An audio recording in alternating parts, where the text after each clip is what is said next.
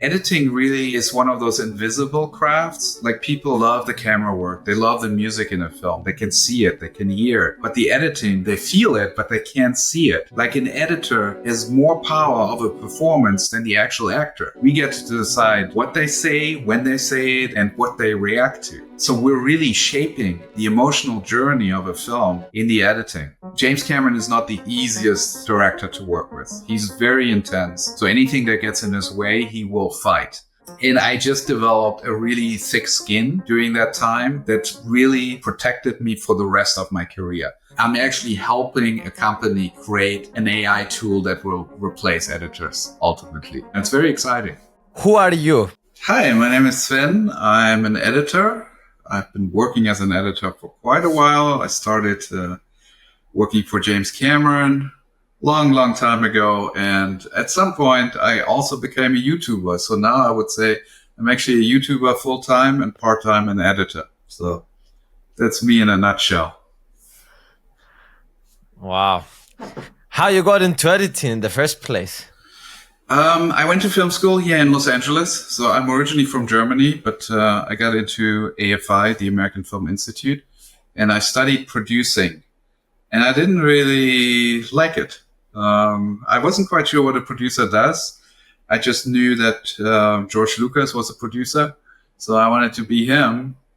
I applied to the program, got in, and then I realized, oh, it's a lot of paperwork and a lot dealing with permits and contracts and all that kind of stuff.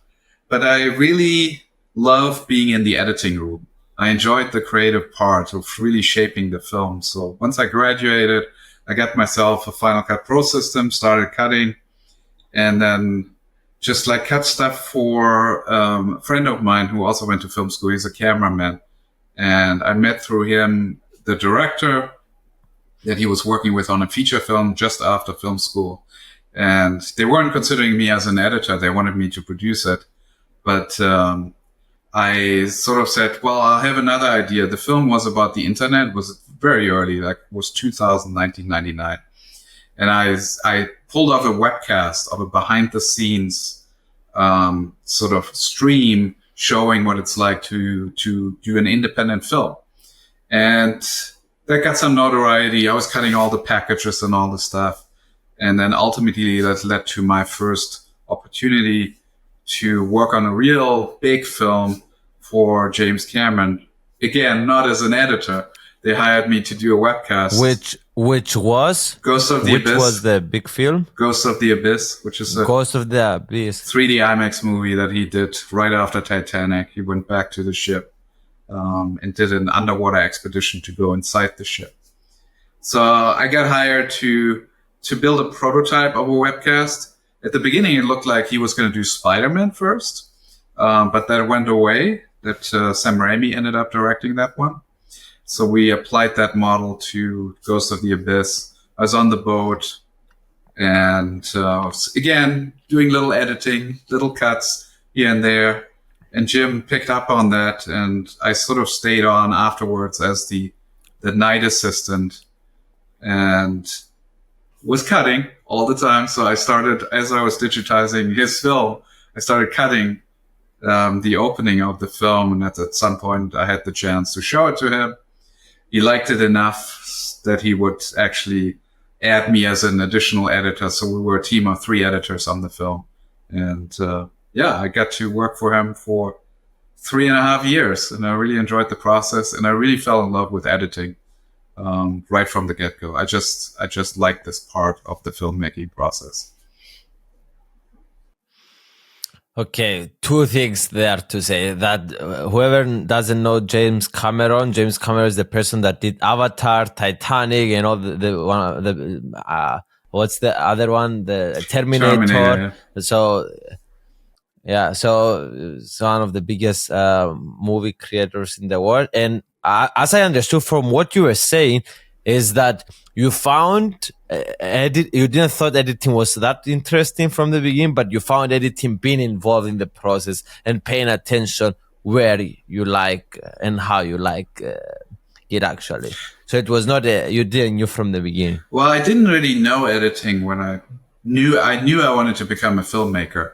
And then as I got to know filmmaking, that's when I really discovered my love and maybe my like most natural talent for editing. It's really the process that comes fairly easily to me in the sense that I really love just having the shots there and being able to like solve that puzzle of how you tell that story.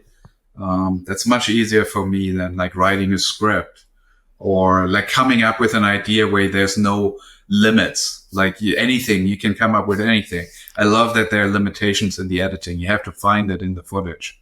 And so I discovered the love in the process of learning how to make a film. So you know something, when my editors send me a video and I review it the first time when it's the rough cut, I consider that there to be the most brain power that I need generally out of everything else in the life. It's so intense. So people will watch this and they will make fun of me, but like it's so intense. Yeah, it can be quite sickening to watch a rough cut because you see all the weaknesses, all the stuff that's not quite working yet.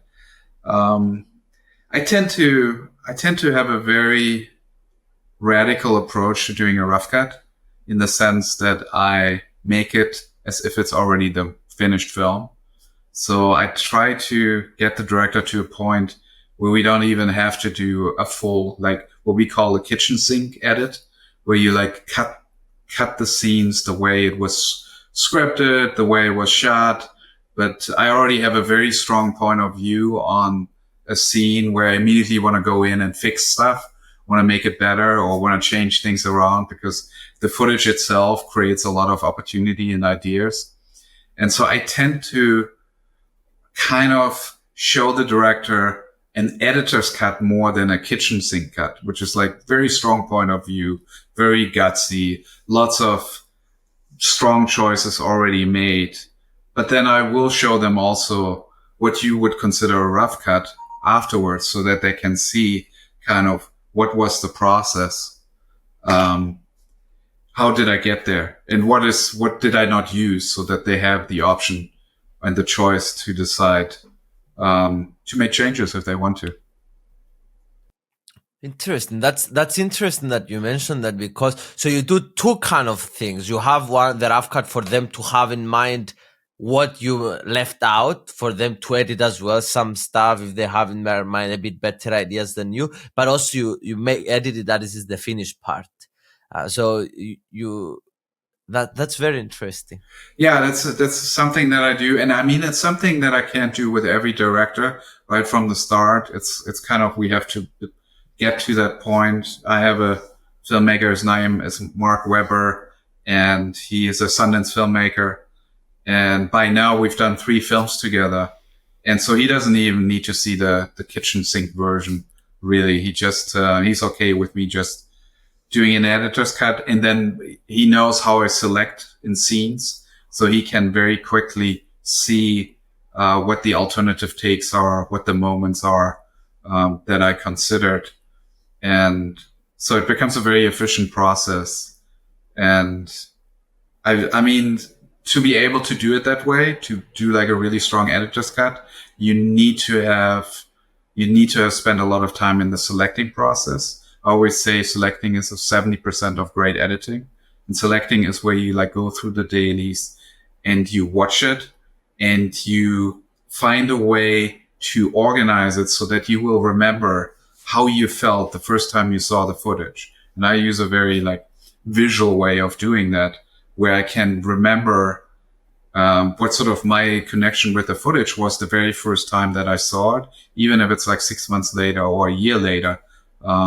I can look at my select reels and I can see how I felt back then based on the visual organization that I use. And yeah, so doing all that preparation allows me then to just go really full force on making a very strong edit. But you don't have that problem when you edit YouTube videos because you just edit it and you upload it, right? It's not like a 1 year project that you need to remember how you felt 1 year ago that you saw the footage. I do the same selecting process, and unlike most YouTubers, unfortunately, I'm doing videos that are very complex. Like the edit does take a long time on these videos, which is why we only like make a video once a month. We release it because we actually do spend that time cutting and getting to that process. And on YouTube now, I'm working with editors together, so they usually do the first cut, and I do the final cut. So again, it's very important that the selecting process is done right, so I can take over, I can polish, and then if I feel like, oh, there's something missing, I can sort of go back to their selects and see what else is there. It's fun for me to imagine the relationship of you with your editors, because as a pro editor yourself, to be like how picky you are with the editors, how you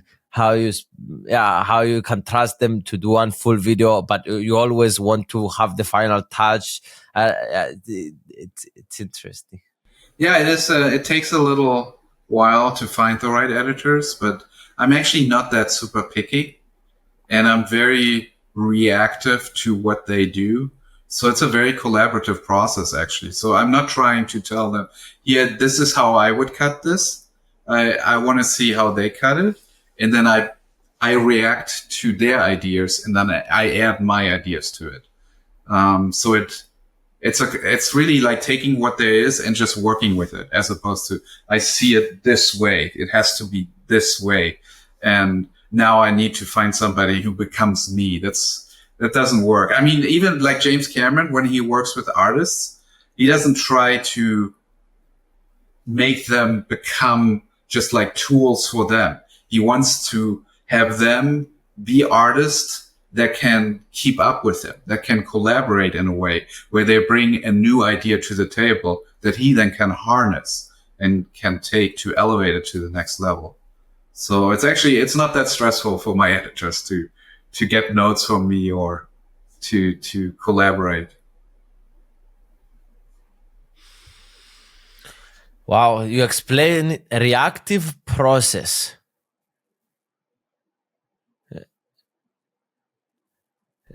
It's very interesting. Like it's not, you build upon what they built, so it's not, you don't have something pre-imagined, something predetermined that you need. You just see and you build. But if there's not enough, good enough, obviously you go back to the drawing board and you do it again or something like that. But yeah, most of the time it's not going back. It's most of the time it's going forward. So I had a really good teacher in film school. He was a writing teacher, and he said, "Okay." Oh, you actually learned stuff at film school. I did, yes. He would react to scenes. Like we would write a scene, and then he would give us notes and say, "Okay, well, do this, do that, think about that, let them do." And then we would show the new scenes, and then he would be reacting to it again. Would be like, "Do this, do that, do that." And sometimes it would be like, you felt like, well, you told me I should try this, or you gave me these notes. Now you're giving me like contradicting notes. And he's like, don't worry what I said before. I'm just reacting to what we have right now. Like we're not trying to go back and then go forward again. We're just taking what we have right now and we keep moving forward.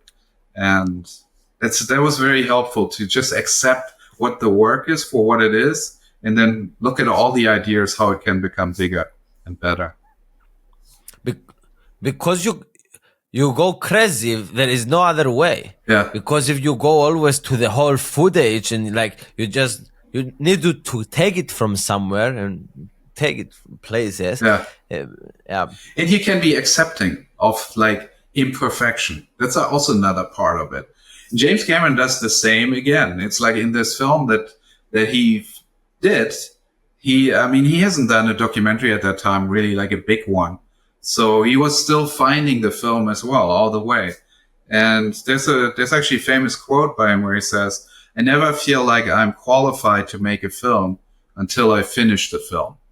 So it's always a process of discovery. It's always learning. It's always building, reacting, as opposed to knowing. when we know, then we should do something else. We should try something that pushes us again. By the way, rarely I have an experience that I had. So that is probably happened to you when you watch YouTube and you find a channel that you go and watch one video and then another video, like 5 hours later you finish all their videos or something. This happened to your channel. So I was very, very excited that you accepted because like as YouTuber that I am, there is all this podcast about like, editing and about all this, how to think about the story and how to do all this stuff. But I felt that you have like a unique experience and offer like knowledge in this topic that I never see in all these YouTube circles that I hang out with YouTubers and talking about editing and all this stuff. So yeah, I'm super, super excited to be here. Oh, thank you. but I mean, I really like that. I mean, I'm always pleased and thrilled when people enjoy the videos. And for me, it's also, you say like I have an extra expertise or so. Yes, I have a traditional filmmaking background and I'm bringing that to YouTube. But at the same time, the channel has helped me to become a better editor because I have to now reflect on the things. Like I never verbalized a lot of these concepts or ideas until I had to like make a video about it and then think about, why are we actually creating drama in a scene, or what is a story turn in a scene? What is a character with motivation and an obstacle and the immediate need to overcome that obstacle in that scene? These are all concepts that we apply, and we kind of just by doing it all the time, repetition, we get better at it. It becomes kind of second nature to us. But then the channel where then I have to talk about it or show it and demonstrate it allows even me to learn why these concepts actually work and how you can communicate them in a way that somebody else can apply them. So it's a really enjoyable process, not just knowing that people gain some value out of it or that they like the videos, but it's the same for me. Like I like learning about this medium and telling stories on YouTube and what it does for me as an editor. So yeah, it's great. Do you edit? No, I had an editor from when I had 7,000 subscribers. Okay. So it's very good. You still have the same editor? Yes, I still have the same editor, but now we'll have more. Yeah. How long have you been doing YouTube? It's been now 3 years, I think. Okay. Very good. Well, that says something that you're working with the same editor for 3 years. Even if you expand your team, that you still have that creative collaboration going. Yes, we both sucked at the beginning. I can say that, but we grew together. Yeah. So I'm curious to hear your perspective. But by the way, I want to add something that when you said that when you are doing these videos, you are learning. My teacher is saying, I have a teacher that teaches me a lot of stuff, and he's saying that he's learning more when he teaches me. Yes. Because he's refining the thing. He remembers that this is important. He needs to come up with the reasons that is important. So yeah, what you were explaining, why you found this a very good learning experience, I think I can understand that in some way. But I'm curious to hear. I want to dive in so many topics, like your experience with working or with James Cameron and all this stuff, but I prefer to now to talk more about like how do you find the transition and like retention, and we need to keep fast pace, and we like do you have like are you sick of these fast paced cuts on YouTube, and like what is your perspective about the transition and the era of YouTube now with Mr. Beast and all this stuff? Well, it's a very critical time right now. I would say in the last 6 months, maybe a little longer, something has changed with the algorithm. And I was very, very obsessed. I'm still very obsessed with the algorithm. So I'm always looking at what's working, what's not working, what's pushing the video. And it used to be that thumbnails and video titles can really make a difference in blowing up a video. Like once you figured out the best click-through rate and the best, then sort of make a good video and the retention rate will be good. It took me, like I was very good at the retention rate part because I'm just telling a story and I'm using very classical dramatic concepts that actually allow me to not be fast-paced, to tease and let the audience have the space because they have an incentive to keep watching. So I always make sure there's a dramatic question in every video at the beginning. Dramatic question is, will something happen? And if that something is interesting to the audience, it matters to them, they want to stick around to find out the answer. So if you set it up right, you find the right dramatic question with the stakes that the audience cares about, you can almost do anything to have them watch the video. I mean, you don't want to be boring or confusing, or you want to like really step over a line where you're too indulgent. But if you're like very focused on your storytelling, you have a lot of liberty once you figure out how to hook the audience and make them want to watch the ending. But then once I like figured that part out, but I want to cut you off yes. and ask you a bit more about that. Yes. But the audience gets a bit mad when I cut people off. But hey, that's fine. But I'm sorry, guys. So you said you have one question in the beginning. If it's strong enough, it can keep the viewer. So do you have also, you keep reminding the question during the video, or you have like more inside questions, strong enough, different questions to keep the view? Like how does it work a bit more on the deep level? Because it sounded very cool when you described it. So the dramatic question should be an overarching question, and then you will have sub-dramatic questions that are related to that. So whatever the big question is, you kind of want to withhold until the end. I can give an example of that, but it's basically, it's for example, I did a video on Dunkirk, the Christopher Nolan movie. And the big dramatic question is, will I figure out why he chose to intercut these different story timelines in a very non-linear way? And is there a storytelling reason why he is doing it? And then I go into analyzing the film, and there are like 3 levels. Have you seen the film? There are 3 levels of story times happening. One is taking place within a week, one is taking place within a day, and one is taking place within an hour. One is like on the sea, one is in the air, and one is on land. And he's intercutting the scenes as if they're happening in parallel time. But when you watch the movie, you start realizing they're not. We're actually going back in time. We're jumping time all the time to make sense between the week and the day and the hour. But emotionally, it feels like it's driving towards one goal. And that's what he's trying to accomplish in the film, to make you emotionally feel the stress of being in a warlike situation and you're trying to survive from 3 different points of views, from 3 different levels.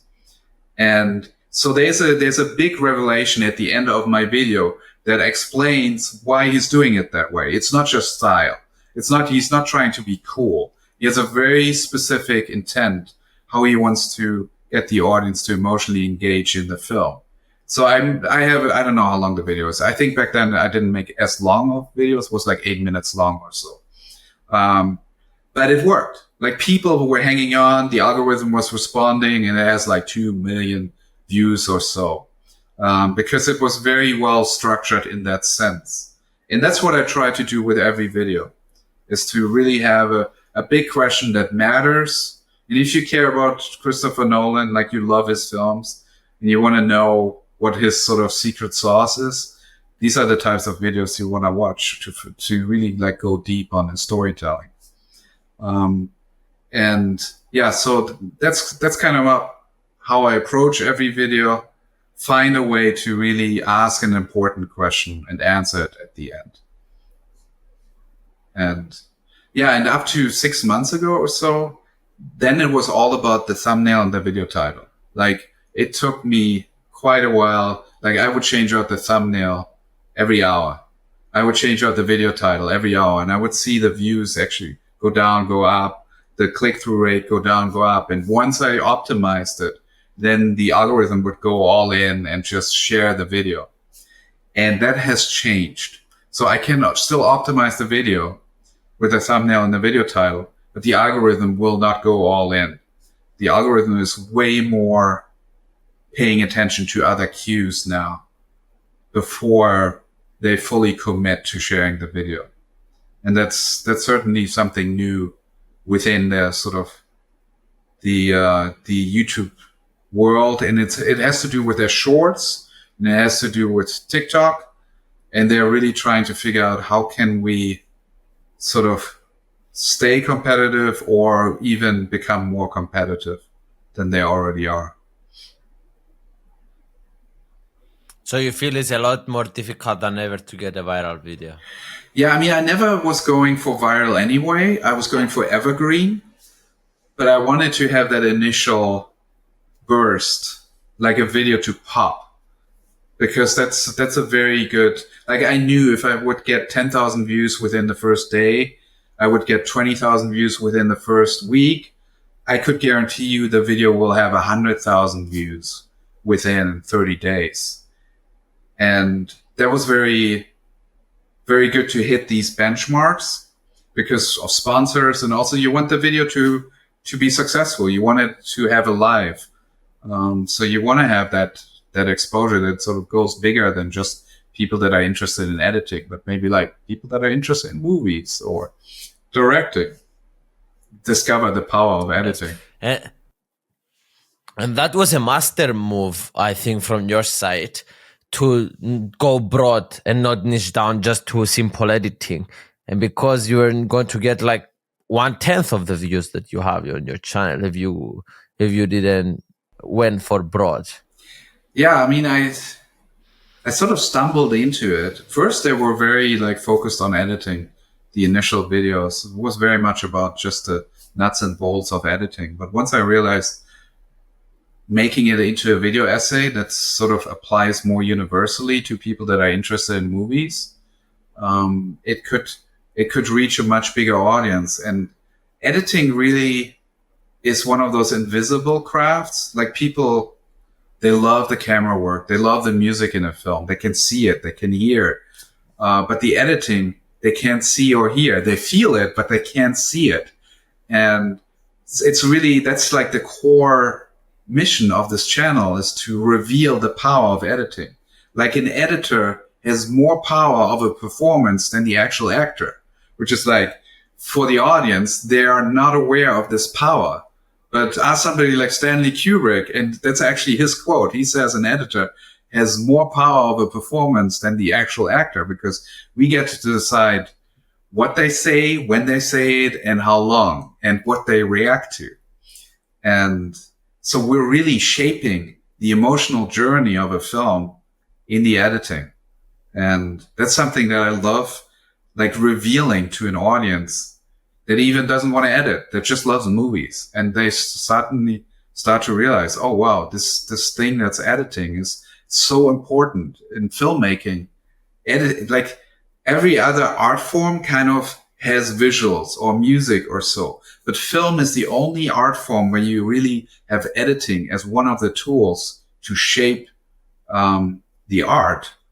And so I love talking about it. I love celebrating it and getting more people curious and interested about it. So you just want this message to get out more. That's why you chose to go a bit more broader to promote this message even more. That's That's very interesting. Yeah, I think so. So you hate the YouTube algorithm, and is and it's harder than ever to become a YouTuber and to get viral videos. Is that accurate I wouldn't, statement that you said? yeah, I wouldn't say it's harder, because there's never been a bigger audience for YouTube. And there's so many people just sharing their life authentically in a way where people connect with them because they can feel the passion for it. So there's so many different ways how you can do a YouTube channel. It doesn't have to be like just makeup or ASMR or whatever it is. There's so many ways how anyone with a passion and sort of the courage to be vulnerable and authentic, to put themselves on the platform and find an audience. And the YouTube algorithm is really, really great at finding an audience for you. There's no other social media platform that is so much about connecting creators with their audience. And I think it might actually be easier now than it was before. It might be a little harder for my niche at this point because of whatever the algorithm has moved on or whatever they're paying attention to. But it's definitely, I mean, I started a new channel just like a year ago, maybe a little longer, just on Tesla. And I was using all the storytelling tricks and techniques that I use anyway on that channel. And within 12 months, I could go from 0 subscribers to 30,000 subscribers and have sponsors and make money off that channel. And the videos would have up to 1 million plus views.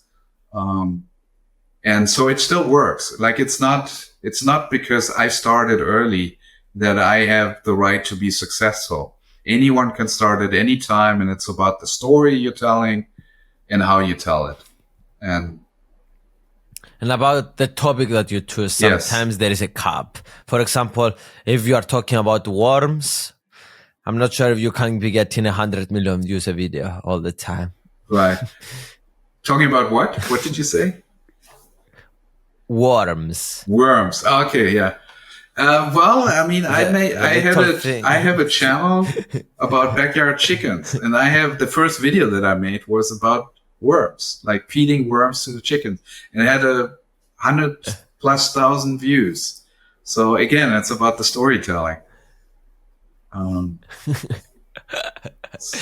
Well, I want to see a worm channel getting 100 million views every video, and then I will be okay to die after I see that. Yes. So, but coming back to, so do you find the YouTube analytics very interesting for you to study and improve your editing, or you don't? Like, for example, do you see, okay, there is a dip here, like a 20% dip in this video, why I did that, and like, or you stick to your guns that you know of the natural way to tell a story and you don't pay attention to the analytics? I mean, I pay very close attention to the analytics, but mostly still just click-through rate, and I guess the retention rate overall, because those are the two factors that really matter to a certain degree. In terms of this, how I tell the story, I just want to make a video that I feel good about myself. Like I want it to be focused and always moving. Like I don't want to dwell on things because I'm very impatient myself. But I don't want to rush things. I don't feel the need to like copy certain trends and be super choppy and so on and so forth. As long as I feel good about the video, like I feel like it's a good video, then that's good enough for me in terms of whether it succeeds or not. That doesn't matter to me. Like, is the story the video that I'm making about, I need to care. Like, I can't just make a video just to make another video. I need to deeply care and feel the opportunity that I'm doing something new. And then the way that I tell the story, I need to be happy with it. And then if I like it, hopefully the audience will like it too. Okay, so you are definitely a lot more experienced than me, because when I have a video that doesn't get a lot of views, I think there is and even if I like it, I think there is so many wrong stuff with me, and I take it personally, and I'm Yes. like, even if I like the video, so, and I think I'm not the only one. All of my YouTuber friends feel 100% that way. So what do you But have to say to let me us? ask you this. Let's say you make a video and it doesn't do well. Have you made that video because you thought it was going to do well, or have you made that video because you really wanted to make that video in the way that you make that video? For both of the reasons. I think for me it's 50-50, but I have some friends that they are more because they thought that this video will do well. Yeah. I'm not going to lie. I feel very sad when a video doesn't do well on my channel. I'm like, we put so much work in it. We really thought we had this, and it's just the YouTube algorithm is just not paying attention to it. And I know like the audience would love it, but they don't get it. Like I blame YouTube that the video is not performing.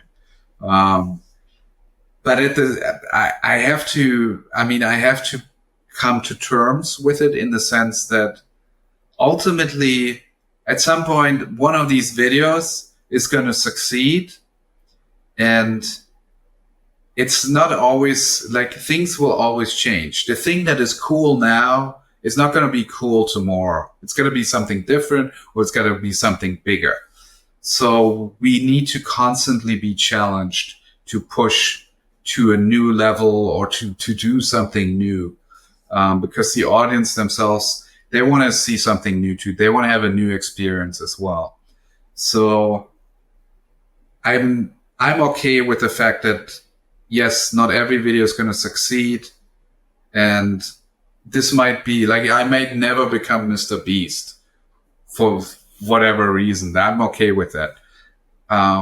As long as I can feel like it's still worth it to do it as a business and also creatively, then I'm going to keep pushing.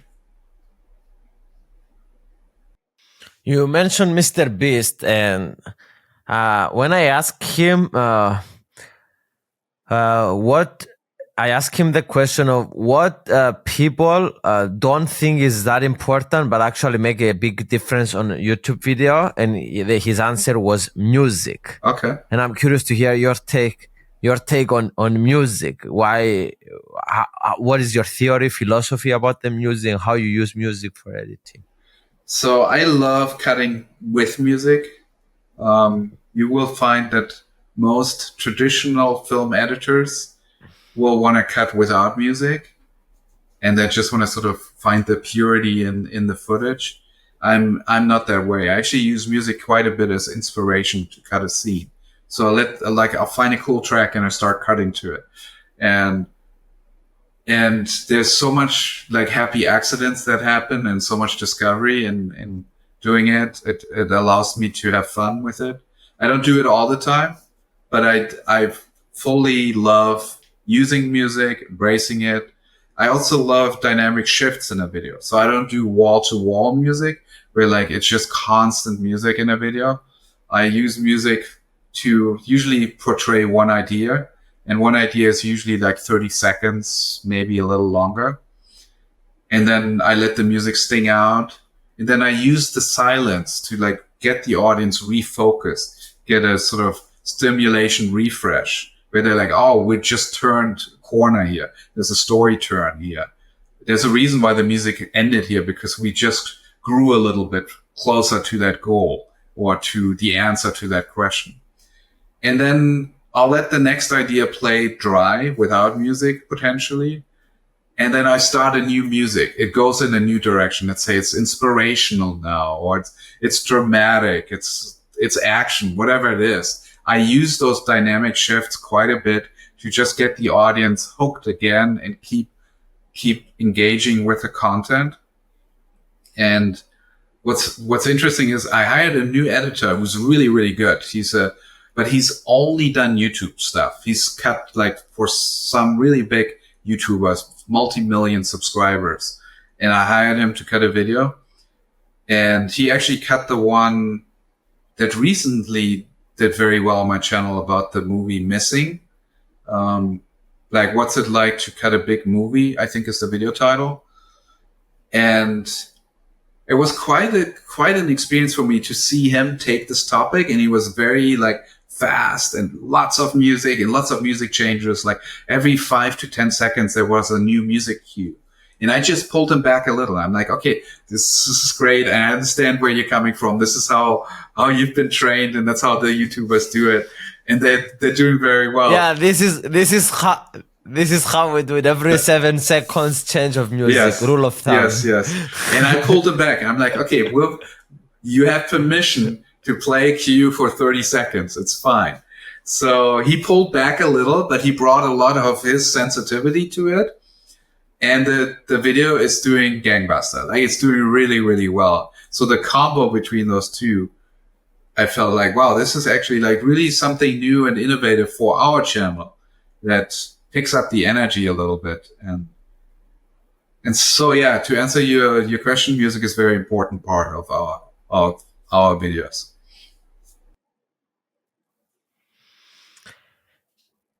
But you don't have a rule of thumb. Like 30, you said 30 seconds, you said now maybe 10 seconds. It depends always on there is not, you always is how you feel, it feels right, or you have some rule of thumbs? Well, I mean, if there's a rule of thumb, it would be, it's an idea. So what's the idea that we're talking about in the next 10 to 30 seconds? It all is unified.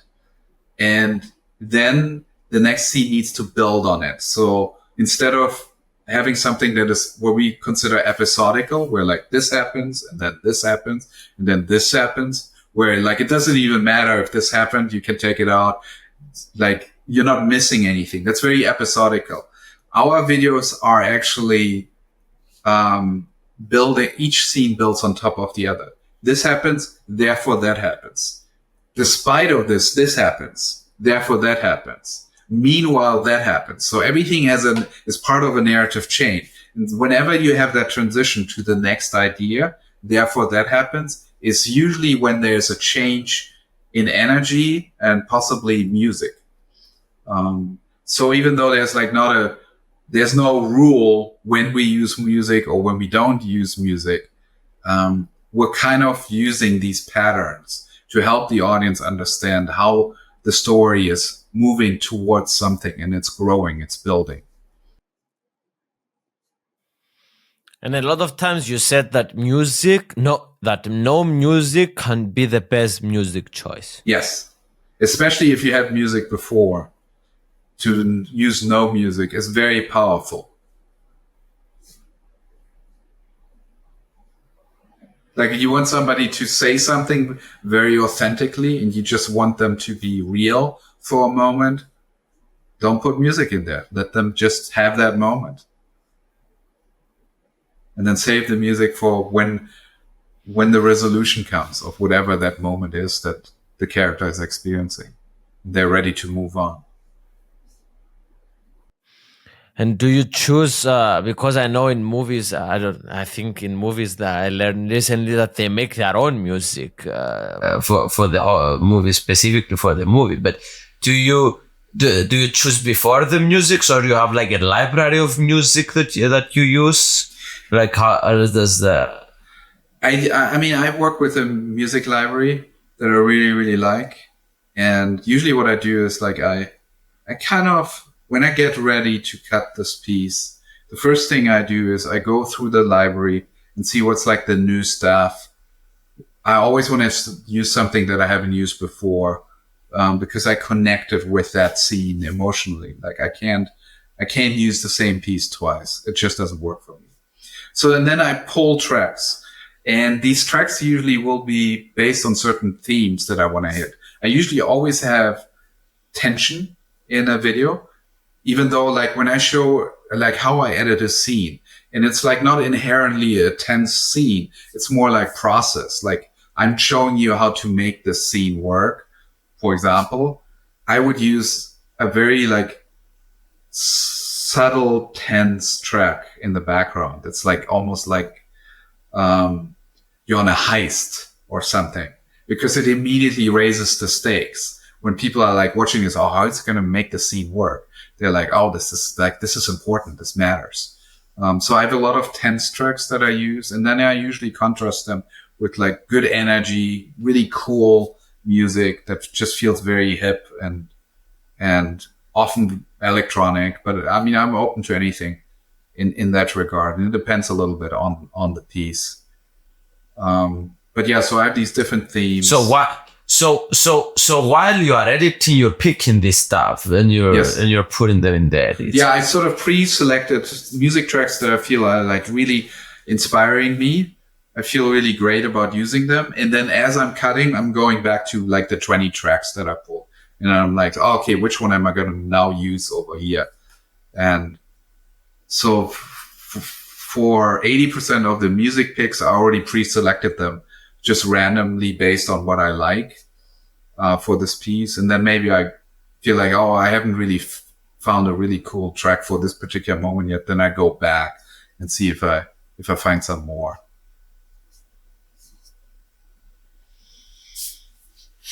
Wow. So I want, as we promised before as well, that we're going to dive a bit more on how was your experience. And I think you're still doing it, right? You're making films, you're making movies, you're doing part-time YouTube and full-time movie making, or full-time YouTube and part-time movie making. How does that work? It's part-time YouTube, part-time filmmaking, and full-time editing education. So I just launched a coaching program for 20 students who are cutting a feature film together with a real director. And they have 6 months to cut this feature film. And they're all cutting on the Avid Nexus in the cloud. So it's like a virtual editing room where they log in and they get the footage in real time and they can cut. And so my main focus right now is going to be basically making sure that this coaching program gets off the ground smoothly. I'm not coaching them at all. It's like it's a professional assistant editor, professional director, supervising editor, and a producer. I've just sort of built the system to make this model, this coaching model work. And then after that, I'm basically moving on right to Edit Rave, which is like an online symposium that we host. This guy edits, my partner and I, and where we invite lots of professional editors, like A-list editors, to like do panels online, AMAs, workshops, all kind of stuff. It's all free for the audience to register and attend these, and it takes place over 2 weeks. And so that's the next thing that I have to like organize and pull off. But as I'm doing all this, I'm still like nurturing the relationships that I have with my directors. I have to say I'm mostly consulting more. So I don't know if you have access to HBO, but they just launched a new show called Telemarketers on HBO. And I cut the pilot originally. The show sold to HBO, I don't know, like 2 years ago. And then I didn't actually cut the show. I just consulted on the show. So the director shows me every episode and I give him notes on the show, and then he can decide whether he's going to use them or not, to modify the episodes. But it's airing now. So we went through that process basically in the last 6 months or so. So that's a lot of fun for me to consult on cuts right now. So where you have the most fun? Consulting now? Where is the peak fun for you now? I mean, it's all fun. So I try to do anything that's fun and enjoyable. I love building things. I love creating new things. I'm not very good at like keep doing the same thing over and over again. So with every project that I build, I always try to build an infrastructure that is on autopilot. Like once it works, I can sort of just let it go and free myself again for the next cool idea.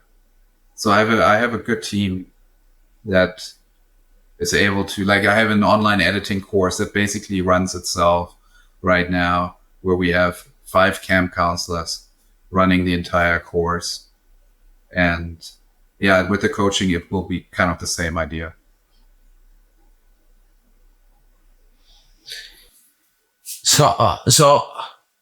As you mentioned before, James Cameron, I think for me is probably he's the richest movie director ever. I think that I don't know, could be. lived, and there is a lot depth to what he does. How is it working with him? And like, you consider that you got a lot of stuff that you still hold to this day from the years that you work with him for 3.5 years?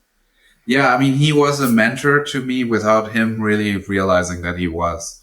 So I picked up so much in terms of the craft by just watching, being in his presence and getting notes from him and working on stuff for him. And that was very helpful. But most importantly, I think the thing that I learned most is having the self-confidence to think that even though everything is kind of work in progress and you're figuring things out, ultimately, it's going to be all right. And I'm good enough to not get fired by James Cameron. And it was rough. Like at the beginning, when I worked on the research vessel, James Cameron is not the easiest director to work with. He's very intense, especially under pressure when he needs to get the shot, when he needs to make his day. So anything that gets in his way, he will fight. And I was the onboard documentarian doing this live webcast, and he was not very happy with me having a camera in his face while he's trying to figure out his documentary. But luckily I had his younger brother who was kind of my boss. And he was the one that said, this is what we're doing. And you signed up for this, Jim. So this is what it is. Just deal with it. And I just developed a really thick skin during that time that really protected me for the rest of my career. Like there's nothing really that can really upset me in a film. Like I never get upset about anything. I remember when I made my student film at AFI, I lost 20 pounds during the shoot because I was so stressed out. It was like too big of a project. Our budget was like $50,000. Was one of the biggest budget student films of the year. And everything was a problem and everything needed to be handled. And I was just not ready for that experience. And I was almost ready to just like completely give up on filmmaking. But after having survived James Cameron for a couple of weeks and then working with him for 3.5 years, it's been so inspiring, and it really shaped me for the rest of my life in terms of what I did. Like I ended up directing my own feature film. The other guy that cut Ghost of the Abyss, his name is John Refoy. We cut that film together. John Refoy moved on. He went back to work for Jim. He ended up cutting Avatar and Avatar 2. So there's so much we both kind of learned from that experience and so on. And while I'm like very much like my own person, and that's why I'm like doing a lot of my own things, John is like a classical editor who like, he was just a really great editor to have on your side when you are a director. Unfortunately, he passed away just a few months ago. But he was a strong force, and he got an Oscar nomination for Avatar. And so he was part of that amazing film.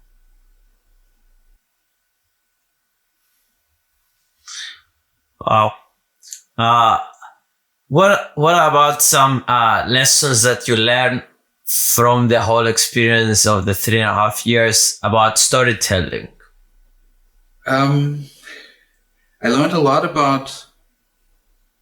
a couple of very specific things. So first of all, Jim thinks with sounds. So when I started showing him scenes, he would say, okay, before I give you any notes, let's work on the sound. So here's a library. Like he gave me a hard drive with all the sound effects from the movie Titanic. He said, okay, load this up and then find the right sound design for it. It was like a scene with a boat, and Bill Paxton is like going on the ship, and we want to hear the footsteps and the clanking when he's like touching the railing, and we want to hear the seagulls. Everything needs to have sound. And so whenever I was in a situation where he would give me notes on a scene, it would always start with sound. So it really helped me pay attention to sound design myself. Like when I show a scene to a director, and this is the first time I'm showing them the scene, I always have a full sound mix. Like it plays as if it's ready to screen in front of an audience. There's no excuse in terms of, oh, this is just a rough cut. We're going to fix the sound later, or I haven't thought about adding these sound effects in there. Just imagine it. Everything plays as if you can put it in a theater right now. And this is something that I learned working with James Cameron. Like every scene just needs to be, even though it's going to change later, it needs to feel like it's ready for an audience. Something else that I learned very specific was I was like in preparation of the expedition, I was filming as they were like playing around with one of the underwater robots that they were sending inside the ship. And they were working on it, tinkering on it. And James walks up to me and he says, "What are you doing?" I'm like, "Yeah, I'm filming this process." He's like, "Look where you're standing." I'm like looking around and I see the light is right behind me, like the film light. And he's like, "Never stand where the light is, because look at the lighting of your shot. It's flat. Like the lighting's flat." And then he moves me by just like a couple of degrees over. And then now look at the shot. And it's all dramatic, like there's shadow on their faces and everything. So this is something that I very specifically remember. Like every time I look at a shot when I'm on set or whatever, I'm like, I think about this. Where's the light in relationship to the camera? And so it's a cool little nugget that I maybe would have learned in film school, but it never really sunk in. How to think about light when you're shooting. So yeah. So lighting, you think, is such an important part of this, or sound is the most proper sound is like as equally important. But like when a shot is like dark, do you cut it because it's a bit darker and not the right coloring and like all this stuff, or you just keep it in? Like how does that work with lighting that you wish? Sound is more important than camera. Performance is more important than camera. Authentic, great moments, acting is more important than camera. I will always go for the right performance. So if a shot is out of focus, but the moment is there, like the actors are in that moment, I will use that shot. And if it goes soft, then it will mean something that it's soft. But I would never compromise the emotional value of a scene. Having said that, camera work is very important. And having the right cameraman create the right mood, finding the right angle, is really, really helpful. Like it's so nice to have the right angle for the right moment, and not be in a medium, boring shot, but showing really what matters is part of editing, in the sense like every time we make a cut, we say this matters. This is important. Look over here. So we cut from a wide shot to a close-up. We're telling the audience, seeing the face of the actor right now matters. Look over here. And then you don't have the shot because the cameraman screwed up, or for whatever reason they didn't think about it. Then you don't have that option. Then you might have to stay in a wide. So it's nice to have the right shot at the right time, always.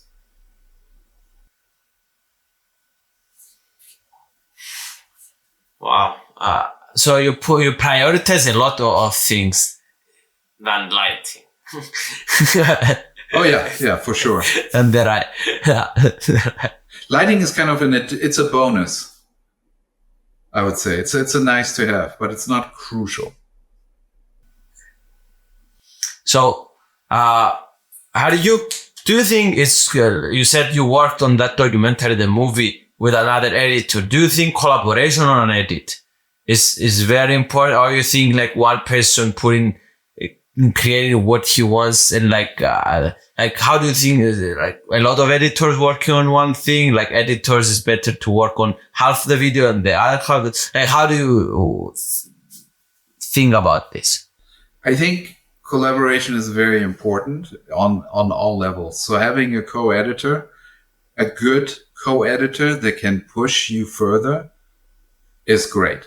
Like any idea that's not coming from you that makes the film better is great.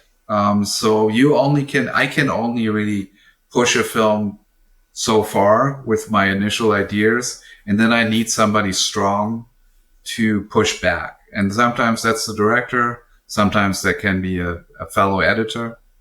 It can come from anywhere. So I really appreciate the collaborative process in the editing, and I always welcome somebody else cutting stuff, especially when they're good, especially when they're better than I am, because then it will benefit the film.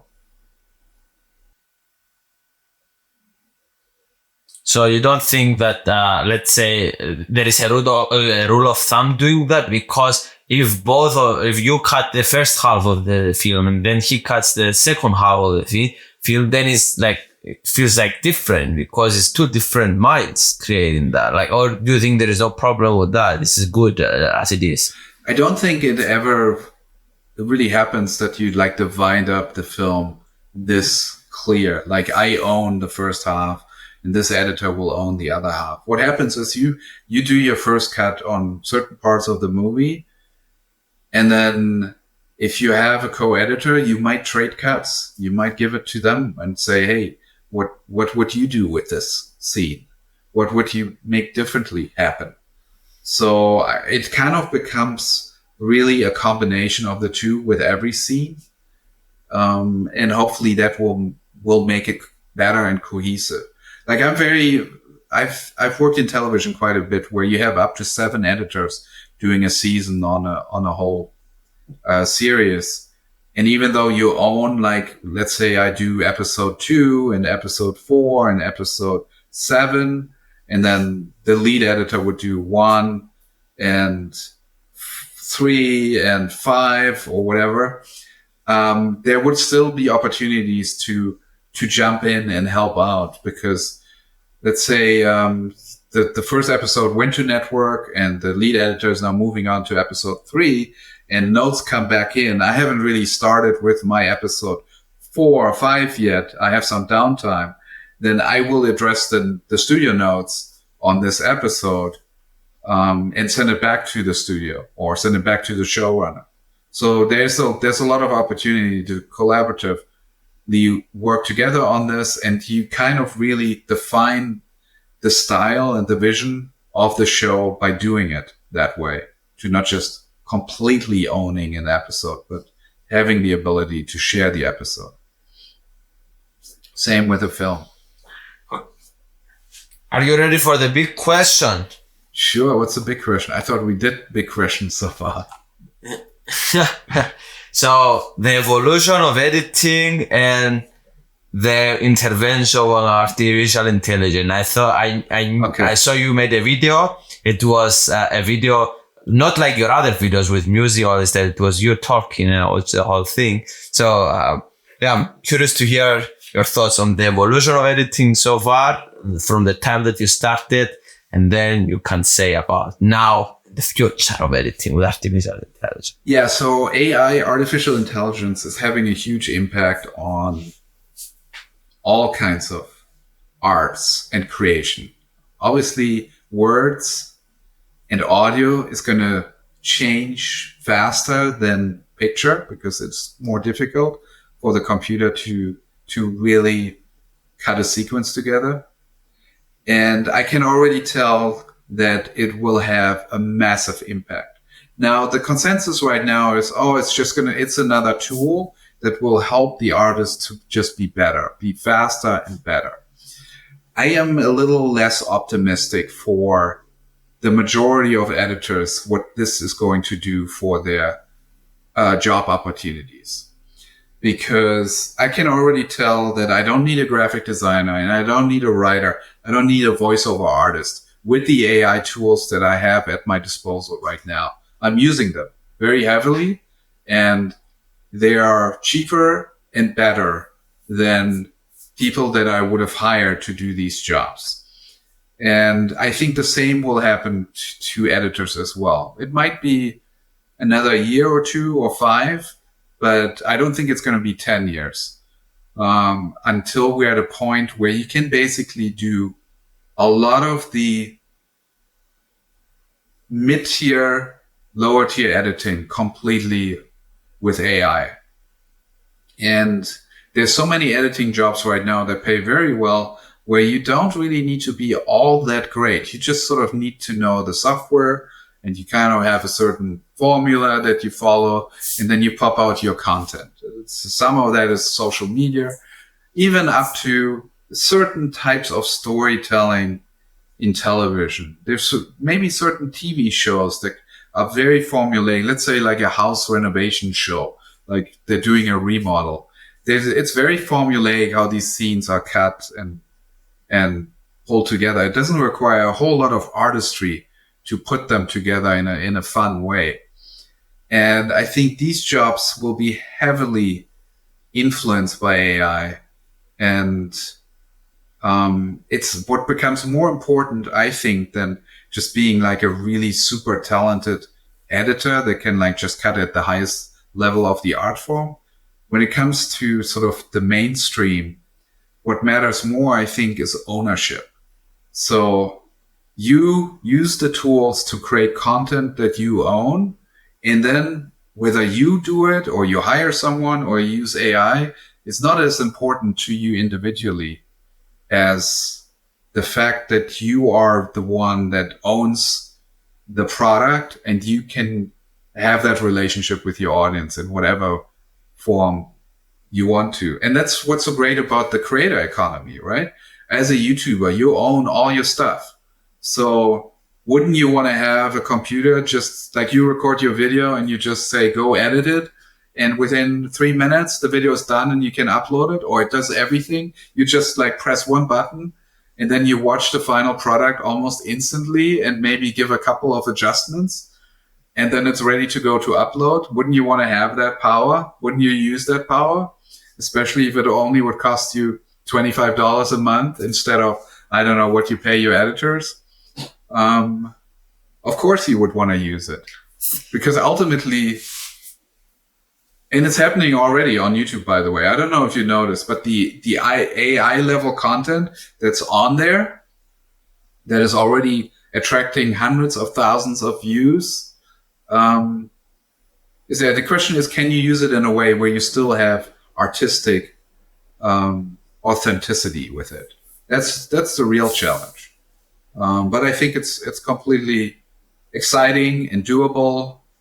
And even if it sounds a little scary when I say I think AI will replace many, if not most of the editors, it actually will create opportunities that we're not even thinking about right now, and will empower people to create more and interesting projects that they own. Damn. Oh. Wow, that was an interesting explanation of what is happening now. So, first of all, what are the tools that you're currently using to create? Give me some softwares, give me some stuff. Like, how do you use all this stuff in your everyday life? Okay, so I use ChatGPT quite a bit to write a lot of the copy that is part of my content strategy. I also use ChatGPT to tell Midjourney how to create graphics. Because Midjourney, I don't know if you're familiar with the Midjourney interface, but it sort of creates pictures and it has a certain aesthetic that's very like one way, and it becomes very uninteresting very fast once you realize it's sort of its limitations. But you can actually use ChatGPT to direct Midjourney to create really interesting work. Now, ChatGPT doesn't know what Midjourney is because I don't know if you know this, but ChatGPT only goes back to like 2019 or 2018. So Midjourney didn't even exist back then. So you first have to tell every time you send a prompt out to ChatGPT, you have to tell ChatGPT what Midjourney is and how it works. So some YouTuber created a whole script that he made available for free. It's like a 3-page document that you send to ChatGPT every time you wanted to work with Midjourney. And then at the end it says, do you understand? Yes or no? And then ChatGPT says, yes. And then you go and say, okay, create this art for me and make it look like this. Because ChatGPT, you can talk to ChatGPT like a normal human being. You don't have to like be a master at prompting.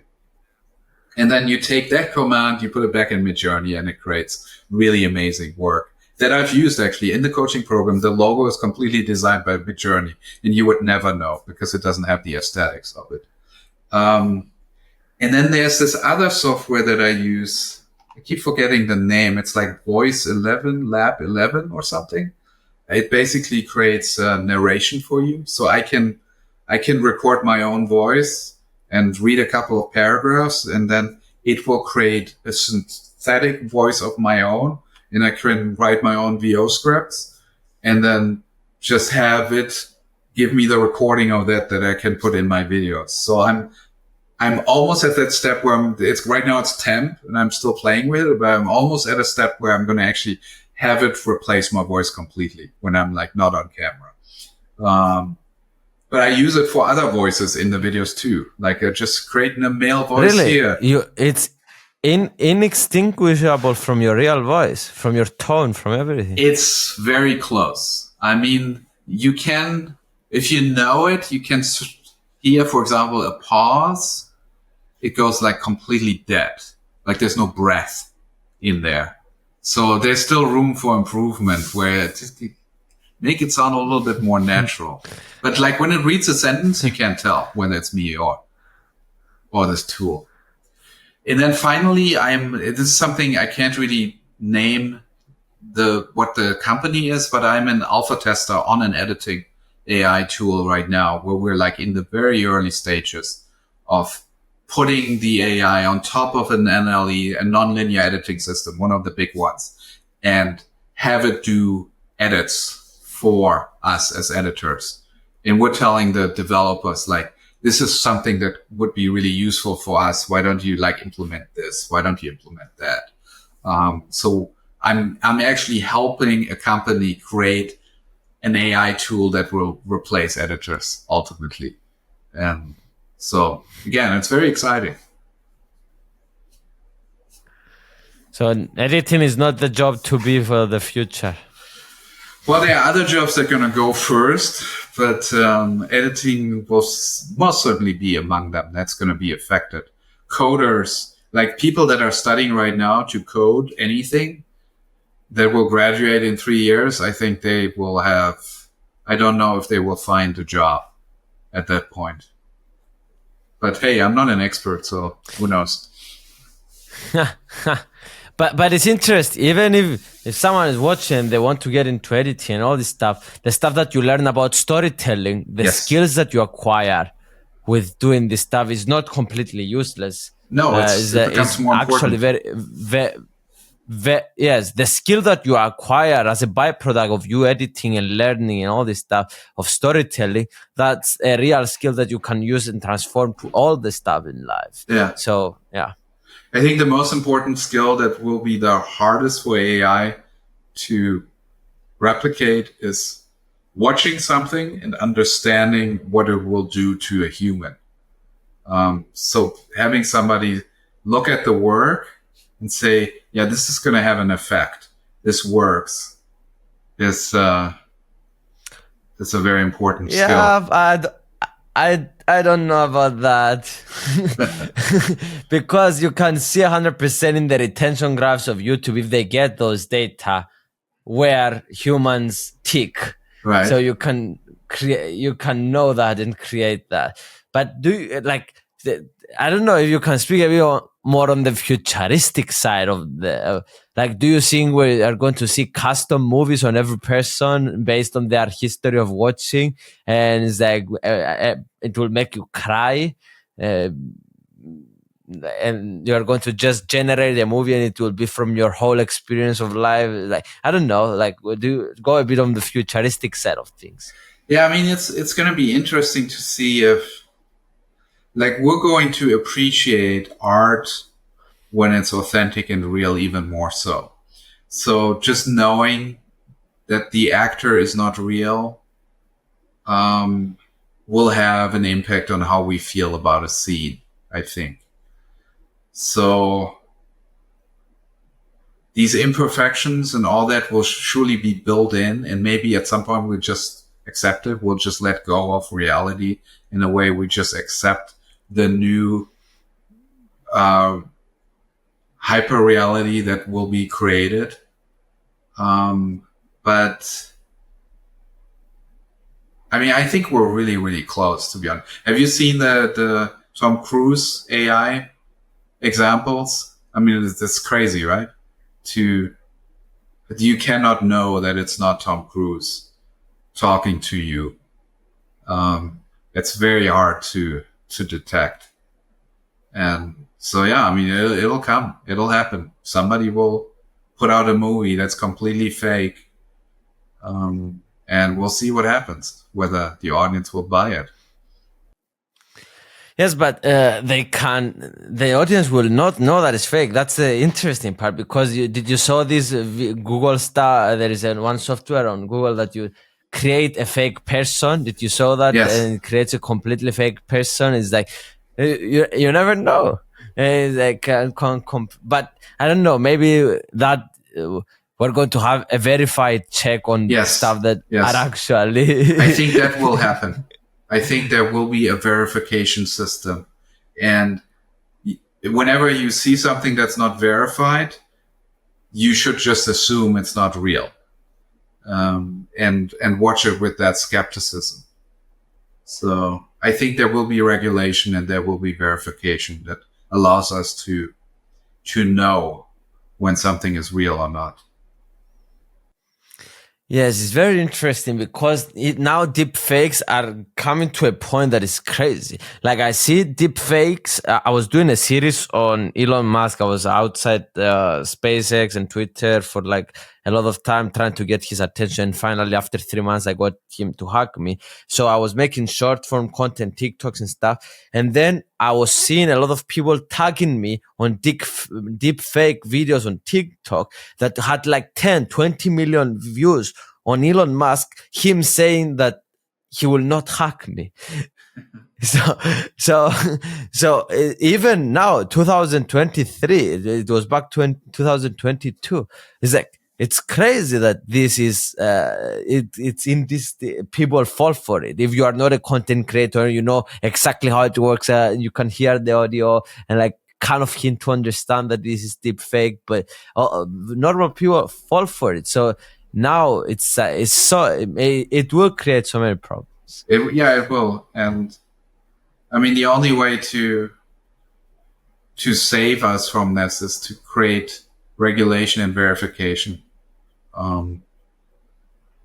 Otherwise, you will not know. I mean, we will come to the point, even if you're the most sophisticated user, you will not know. And you will just have to assume that everything is not real unless it's verified. And what that means to you is then another question.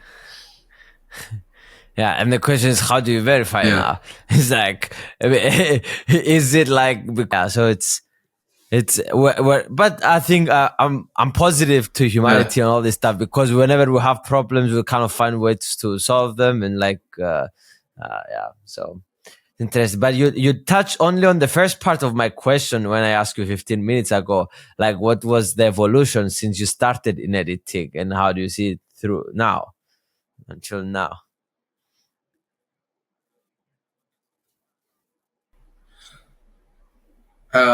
Okay, so the first part relates to the revolution of editing without AI. Is that what you're saying? Yes, the question was, how do you feel the evolution of editing from the time that you started? Now is like changed? Okay. Is like it improved in what way until now? I mean, it has changed to a certain degree. I think editing gets better while the films in general get worse.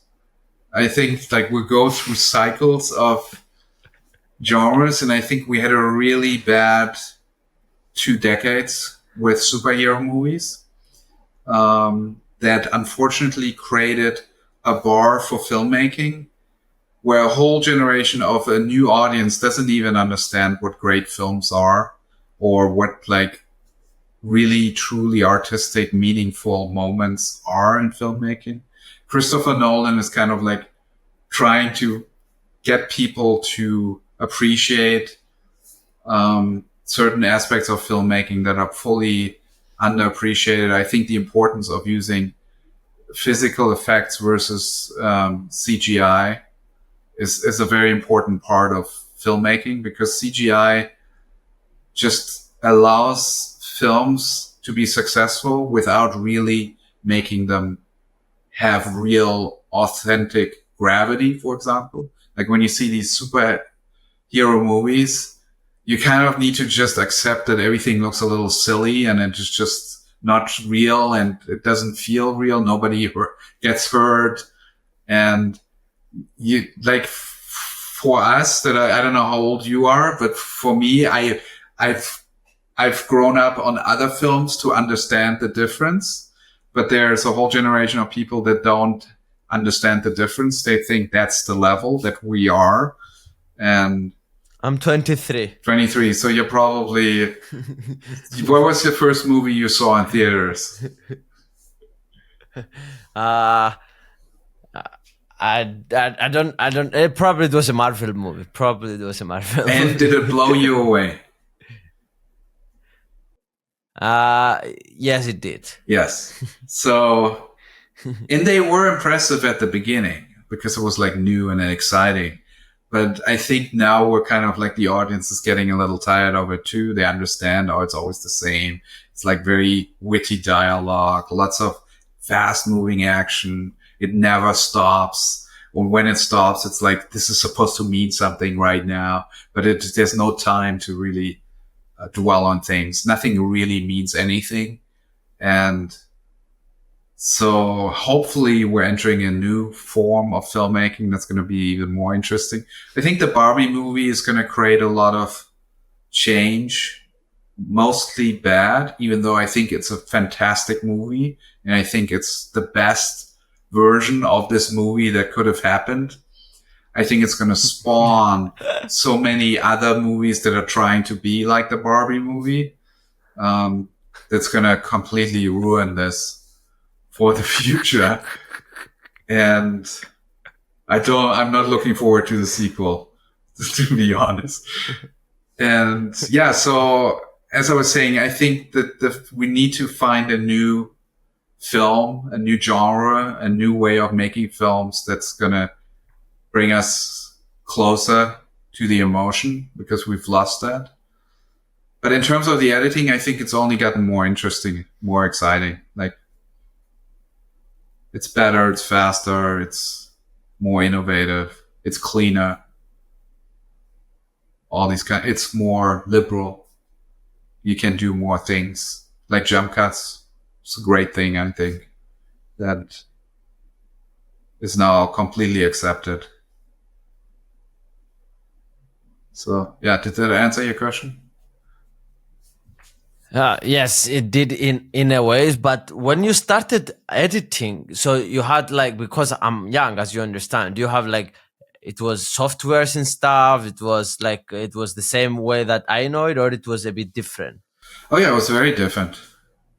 I mean, I was just on the cusp of Avid being the medium to cut films, feature films.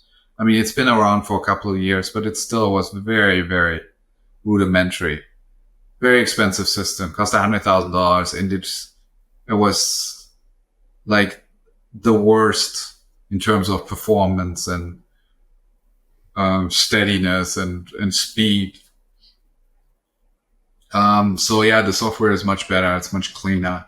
It's still not as good as it should be, partially because of Premiere and DaVinci being very stuck on track-based editing. How do you do all your projects? Is it Premiere? Premiere, yes. Yeah. So people really love it, and it's good to a certain degree. I mean, it does a lot of things very well, and it's very capable, but it's not very efficient. It's not very robust. And so I personally actually prefer Final Cut because it's trying something new and succeeding at it to be faster and more intuitive. And but it's not gonna be the one either, because they sort of shot themselves in the foot. But it's kind of like we're kind of stagnating a little bit in the editing. I love that. I love that you're so opinionated openly. Yes. Why shouldn't I? So yeah, I mean it all improved and it keeps on improving and it's getting better, especially with the new AI tools. It's getting faster, and so that's exciting. That's it. I mean that's the biggest So I challenge. ask every guest speed. Like how fast can you create a film? Not like the film needs to be fast, but how fast can you create a film? And a lot of times bottleneck is the software. It's a big part of it, yes, the software and the way that you like, maybe not so much just the software, but the fact that you need to be able to process a lot of footage, and it takes time to get to that point where you really know what it is, what the scene is. So any tool that can help you get there faster, that you can trust to do a better job than you do, is a good tool. And you found so far the best one to be Final Cut and Adobe Premiere and DaVinci to do the job. Yeah, I mean, all of them. I mean, I use all of them, and they're all good for different reasons, but they all annoy me for other reasons. And they all get in the way of just really like being close to the footage to a certain degree. I ask every guest on this podcast, if I give you $1 trillion and the goal is to have maximum impact in the world, positive impact, how do you spend the money?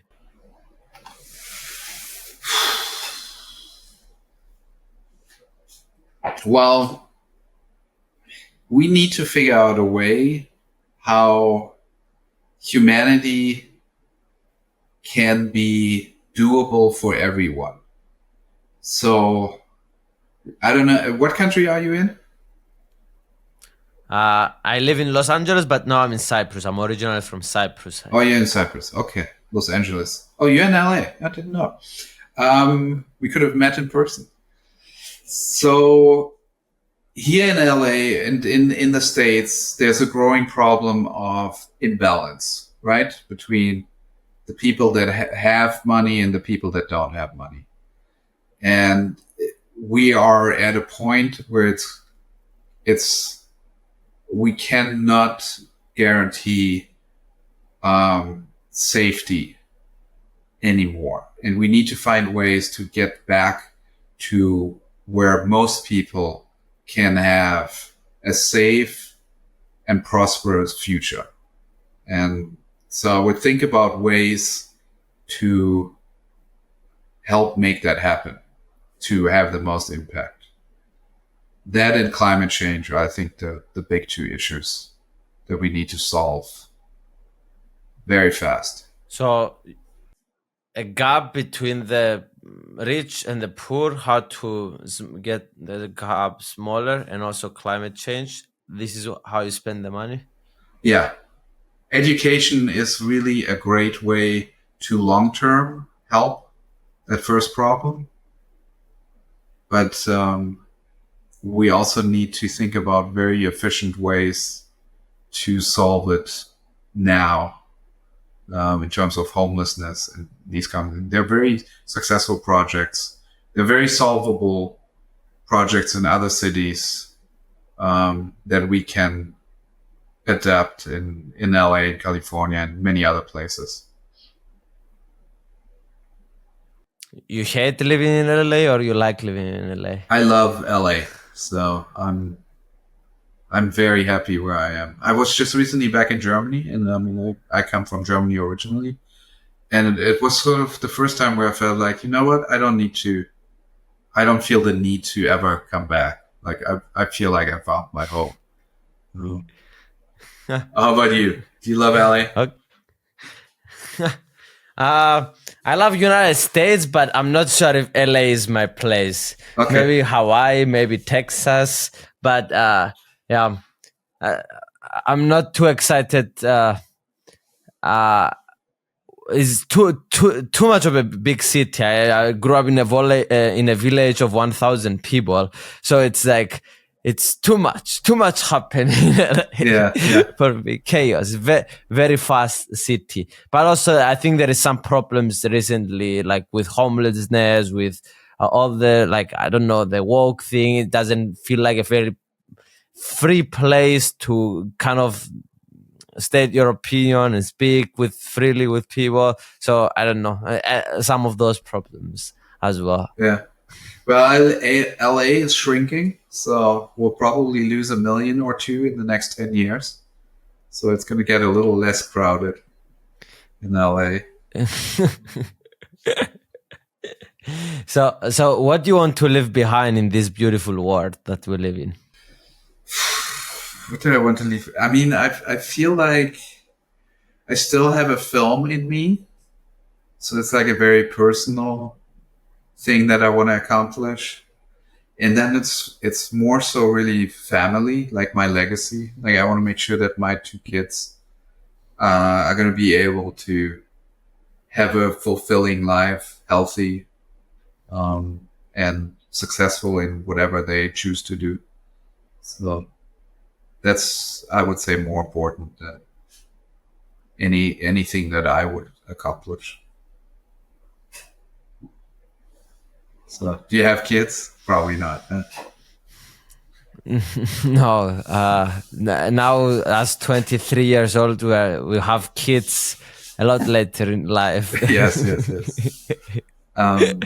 What is the age that you had your first kid? Actually, not that young. It was like 28, 29.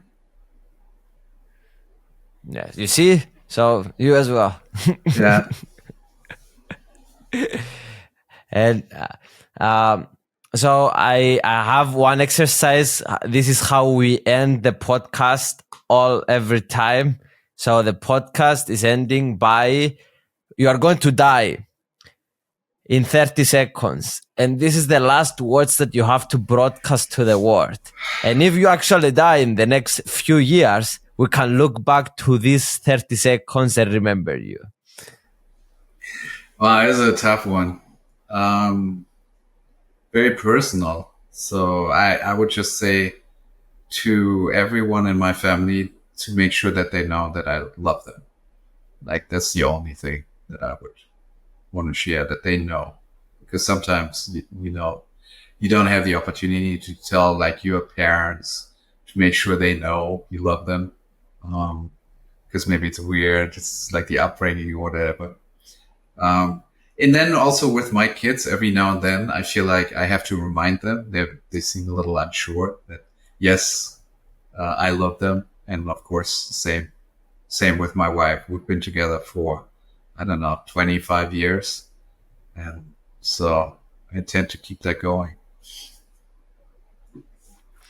Okay, I love you. Thank you so much for your time, and thank you guys for listening the whole thing. We love you. All right, take care.